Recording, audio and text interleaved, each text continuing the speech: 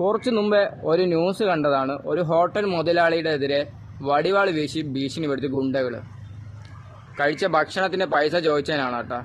ഒന്ന് ആലോചിക്കുക, ഇത്ര പബ്ലിക്കിന്റെ ഇടയിൽ ഒരുത്തും വടിവാൾ വീശി അത് വെല്ലുവിളിക്കാൻ ധൈര്യം കാണിക്കണമെങ്കിൽ അവനക്ക് ഉറപ്പാണ് അവൻ ജയിലിൽ പോയി കഴിഞ്ഞാൽ അവനെ ഇറക്കി കൊണ്ടുവരാൻ ഇവിടെ കുറേ നേതാക്കളുണ്ട്, കുറേ ഗുണ്ടകളുണ്ട്, കുറേ പണച്ചാക്കുകളുണ്ട്. ഒരു ജീവനാണ് ഇത്. CC ക്യാം ഫുട്ടേജ് ആണ്ടാണ് നമ്മളിങ്ങനെ കണ്ടത്. സപ്പോസ് ഇപ്പം ആ സമയത്ത് വടിവാൾ വീശി അവൻ്റെ നെഞ്ചിലേക്ക് കൊണ്ടുവന്നിട്ട് അവന് കൊല്ലണം എന്നൊരു ചിന്ത അവൻ്റെ തലയിൽ വന്നിരുന്നെങ്കിൽ അവൻ മരിച്ചെങ്കിൽ ഇതിന് ഉത്തരവാദിത്തം ആരെ ഏറ്റെടുക്കും?